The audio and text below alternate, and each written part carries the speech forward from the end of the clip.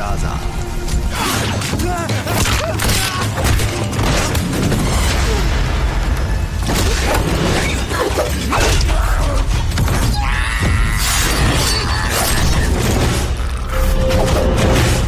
Assalamualaikum. Gimana kabar kalian semua? Semoga dalam keadaan sehat selalu ya. Rapikan kursi, siapkan cemilannya ya.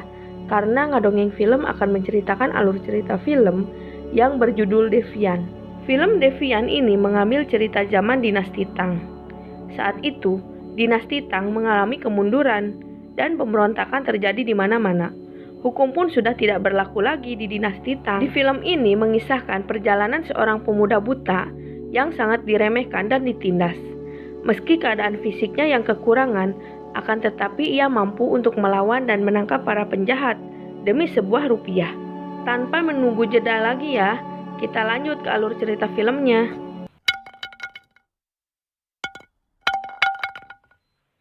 Film pun dimulai. Terlihat di sebuah meja judi, sosok orang buta yang lagi berjudi. Dia adalah Pengu. Pengu selalu bisa menebak dengan benar. Tentunya ia mendapatkan uang yang besar dari taruhan tersebut. Melihat keadaan yang tidak kondusif, sang bandar pun mengajak Pengu untuk bertaruh dengan taruhan yang lebih besar. Dengan satu putaran saja, sang bandar pun mengatakan kalau Pengu menang, ia akan melipat gandakan uang miliknya. Dan kalau bandar yang menang, Pengu harus rela memotong salah satu dari kedua tangannya. Putaran judi dimulai. Ternyata kali ini Pengu harus kalah dan ia harus merelakan tangannya untuk dipotong. Sang bandar pun memanggil anak buahnya untuk memotong tangan si buta. Ternyata sang buta menolak tangannya untuk dipotong karena ia mengetahui kalau sang bandar melakukan kecurangan. Di saat yang bersamaan, datanglah si pemilik tempat judi. Ia bernama Qiao Feng. Feng pun meminta maaf kepada si buta atas kelakuan si bandar. Dan Feng meminta si buta untuk melanjutkan permainannya di tempat judi miliknya. Akan tetapi sang buta menolak tawaran Feng. Dan ia lebih memilih untuk pergi meninggalkan tempat judi dan membawa uangnya. Saat di perjalanan, langkah si buta pun terhenti. Ia dihadang oleh Feng dan anak buahnya. Di sini Feng bermaksud untuk mengambil uangnya karena saat Pengu bermain di tempat judinya, ia mengalami banyak kerugian. Feng pun akan membunuh Pengu apabila ia melakukan perlawanan. Ternyata si buta memilih untuk bertarung daripada ia mengembalikan uang tersebut. Pertarungan pun tak bisa dihindari. Dengan mudah sang buta bisa menghabisi anak buah Feng. Ia pun bisa dengan mudah melumpuhkan Feng. Dan ia menanyakan keberadaan Nian yang diculik olehnya. Kita pun dibawa ke masa lalu, yang dimana saat itu Dinasti Tang sedang mengalami kekacauan yang dimana banyak sekali penjahat. Maka setiap kawasan mengundang para pendekar untuk menangkap para penjahat. Tentunya dengan imbalan yang sepadan. Salah satu pendekar tersebut adalah Pengu si buta. Pengu tertarik dengan imbalan yang diberikan kepadanya apabila ia berhasil menangkap para penjahat tersebut. Langkah Pengu pun membawanya melewati kota Liang. Di saat itu, ia berhenti sejenak di rumah tersebut. Dan di sana ada gadis yang bernama Nian. Nian pun lagi menuangkan araknya. Minuman tersebut untuk jamuan para tamu. Karena tergoda akan wangi aroma arak, si buta pun ingin membelinya. Akan tetapi, Nian hanya tersenyum mendengar perkataan si buta.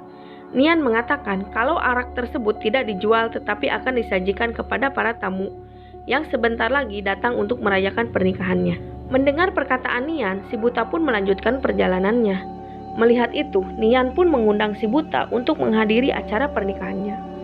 Dan ia pun bisa menikmati arak secara gratis dari Nian. Dengan rendah hati, Nian pun berniat membantu mengikat kuda milik si buta. Namun, Nian terkejut ada sebuah karung yang terjatuh dari atas kuda. Di saat itu juga, Pengu mengatakan kalau karung itu berisi seorang penjahat yang baru ia tangkap. Acara pernikahan Nian pun cukup meriah. Tiba-tiba, datanglah seorang saudara laki-laki Nian yang bernama Naijun. Sifat arogan dan songongnya itu membuat para tamu tidak betah. Para tamu pun berpamitan untuk pulang meninggalkan acara tersebut. Hanya Pengu yang masih tersisa di acara tersebut. Dan ia pun asik menikmati jamuan arak milik Nian. Tiba-tiba Naijun menghampiri si buta. Dan ia meminta dirinya untuk pergi meninggalkan acara jamuan pernikahan Nian. Tak gentar melihat kelakuan Naijun, si buta pun menarik pedangnya. dan ia membuat ciut nyalinya Naijun. Lalu Pengu memilih untuk pergi bersama kudanya. Karena efek alkohol dari arak, si buta pun tertidur. Tak terasa malam pun telah tiba. Si buta telah terbangun dari tidurnya. Ia memeriksa penjahat yang ia bawa masih ada. Saat itu, si buta mencium bau kematian. Dengan langkah yang pasti ia menuju ke tempat pernikahan. Si buta pun sangat terkejut mengetahui Naijun telah mati. Dan ia menemukan Nian dalam keadaan tak berdaya di atas meja. Diceritakan kejadian yang berlangsung 4 jam sebelumnya. Peng dan pengawal pun ternyata hadir di acara pernikahan Nian. Di sini Peng mencari kakaknya Nian yang bernama Naijun. Naijun pun menjadi target buruan Peng karena Naijun merupakan komplotan penjahat di kota Liwoyang. Peng pun tidak sendiri. Ia bersama bosnya yang bernama Yuan Ying berada di sana. Dengan menggunakan kode bunga petik, Yuan Ying memerintahkan untuk menghabisi keluarga Naijun.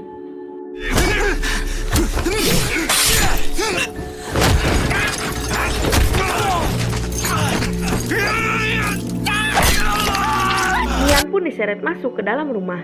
Melihat itu, Naijun berusaha menolong Nian. Akan tetapi ia harus mati terkena anak panah yang dilesatkan oleh Yuan Ying. Yuan Ying pun mengobok-ngobok Nian hingga ia tak berdaya. Keesokan harinya, terlihat Pengu sambil membawa penjahat yang ia tangkap memasuki sebuah rumah pengadilan. Merasa curiga akan karung yang dibawa Pengu, pejabat kota pun menghampirinya. Setelah itu, Pengu pun menunjukkan surat kuasa penangkapan para penjahat dari pengadilan untuk meringkus penjahat. Dan ia akan diberi imbalan. Pejabat kota pun menyadari kalau si buta bukanlah orang sembarangan. Tuan Gao pun menanyakan siapa penjahat yang dibawa oleh Pengu. Pengu pun mengatakan kalau penjahat yang ia ringkus merupakan penjahat kota yang dihargai 500 keping emas bagi orang yang berhasil menangkapnya. Saat itu juga, Pengu menanyakan siapa di antara kalian yang bernama Zhao. Ternyata penjahat yang ia tangkap memberikan petunjuk yang mana orang yang bernama Zhao.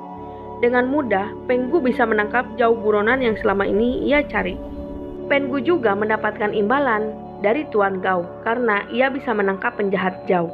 Sebelum Pengu pergi, ia meminta Tuan Gao untuk menyelidiki kasus pembunuhan yang terjadi di sebuah desa sebelah barat. Tak butuh waktu lama, Tuan Gao menuju tempat yang dikatakan oleh Pengu.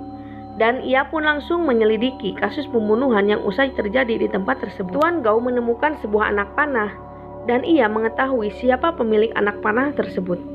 Anak panah tersebut milik dari Yuan Ying, keluarga ternama dan memiliki pengaruh di kota tersebut.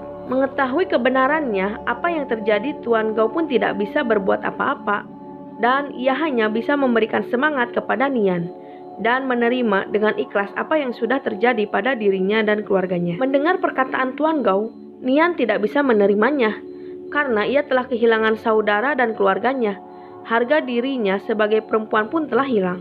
Nian meminta keadilan yang dimana hutang nyawa harus dibalas dengan nyawa juga. Mendengar perkataan Nian, Tuan Gao pun sangat marah karena harga dirinya sebagai aparat negara diinjak oleh Nian. Karena itu, Tuan Gao membalik fakta tentang pembunuhan keluarga Nian.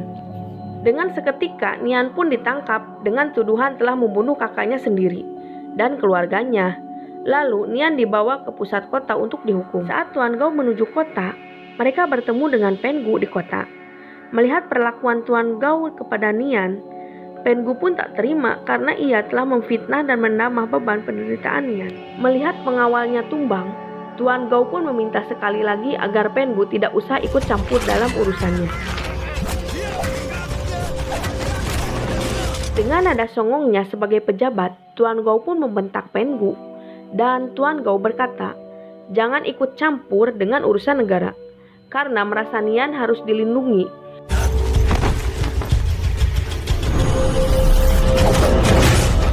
Pengu bisa melepaskan Nian, dan ia menyuruhnya untuk segera pergi.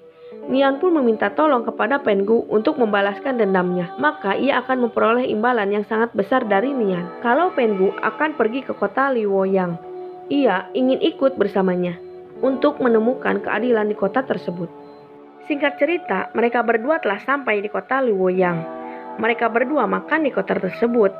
Sembari makan, Nian mengatakan kalau dirinya akan pergi ke sebelah timur yang berada di ujung pasar. kepergiannya untuk mencari keadilan dan menemukan seseorang yang bisa membantu masalahnya. Akhirnya mereka berdua pun berpisah. Di dalam keramaian terlihat gadis cantik yang pandai bermain musik dan berpuisi. Dia bernama Nyonya Qin. Karena kecantikan yang dimiliki Nyonya Qin, dia gampang untuk ditemui di kota tersebut. Saat Nyonya Qin memasuki rumahnya, di dalamnya sudah ada Pengu yang menunggu. Diketahui kalau Pengu dan Nyonya Qin memiliki hubungan yang sangat dekat. Pengu pun mengeluarkan uangnya dan memberikannya kepada Nyonya Qin. Pengu pun tak gentar oleh misi yang lebih berat untuknya. Demi untuk mendapatkan uang yang lebih besar untuk mengobati matanya yang buta. Mendengar misi yang diberikan kepada Pengu telah berhasil, ia pun memberikan misi yang baru. Misi baru yang diberikan itu menangkap penjahat kelas kakap di kota Yanzhou.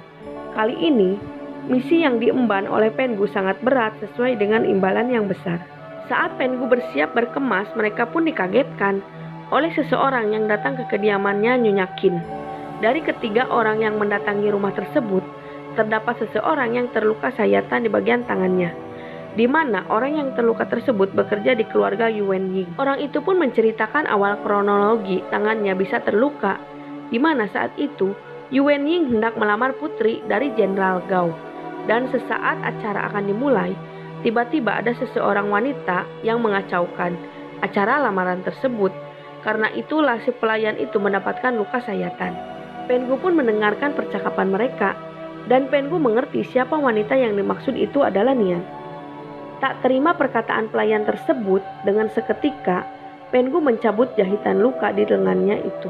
Nyonya Qin yang mengetahui bahwa perempuan itu memiliki hubungan dengan keluarga Yuan Ying. Ia menasehati agar Pengu tak usah ikut campur dalam masalah tersebut, karena keluarga Yuan Ying memiliki pengaruh yang besar di kota tersebut. Diceritakan kenapa alasan Pengu menangkap Peng, tak lain untuk menemukan Nian yang disandra oleh mereka. Peng pun memberitahu di mana Nian disekap. Ternyata Nian disekap di rumah tua. Sampailah Pengu di rumah itu. Ketika pintu dibuka, ia diserang oleh anak buahnya Yuan Ying yang menjaga rumah tersebut. Terjadilah pertarungan di antara mereka.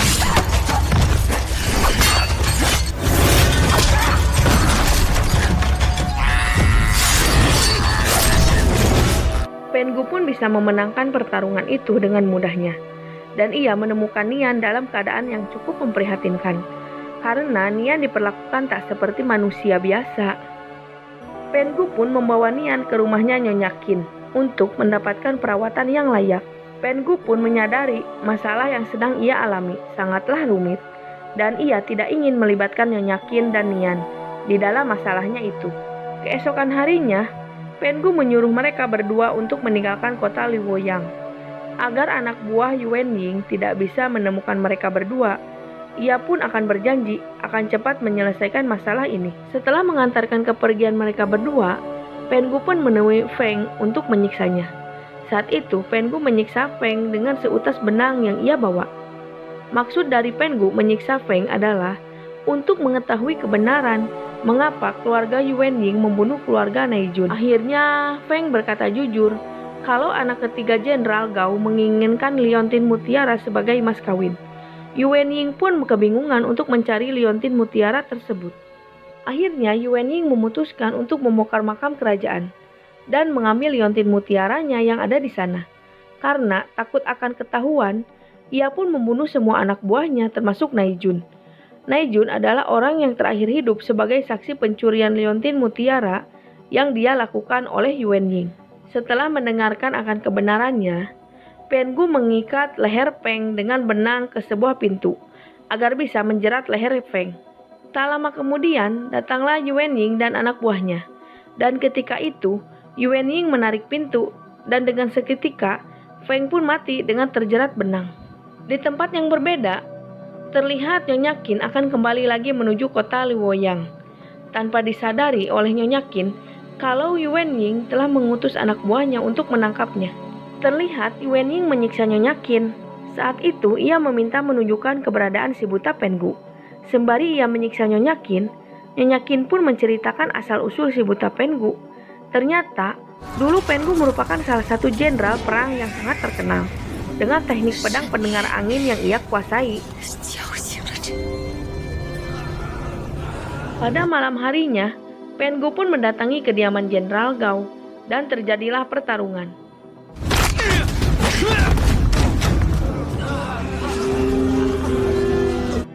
Pengu pun melanjutkan langkahnya untuk bertemu Jenderal Gao, dan ia kembali dihadang oleh anak buahnya. Dari kejauhan, Pengu mengatakan kalau dirinya seorang pejuang yang berasal dari barat Serigala Dongsan. Diceritakan bahwa Jenderal Gao dan Pengu pernah bertemu.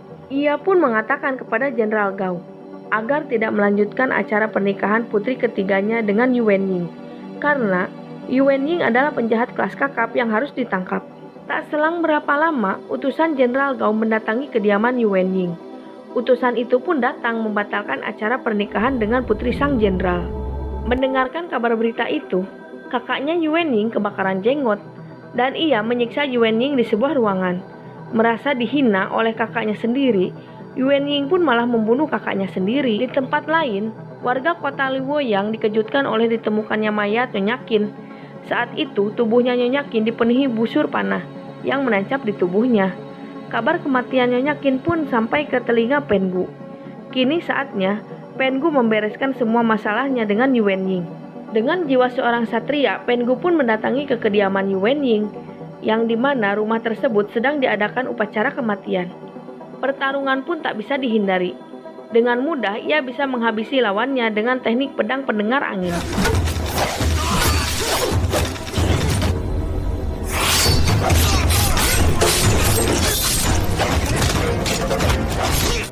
Ia pun harus menghadapi perempuan ninja yang dijadikan pengawal terakhirnya Yuanying. Dengan mudah ia bisa menghadapinya. Yuanying pun menyerang Pengu dengan busur panah, sehingga ia terluka. Saat Yuanying mendekat, disitulah Pengu menghabisi Yuanying. Akhirnya Yuanying pun mati di tangan Pengu.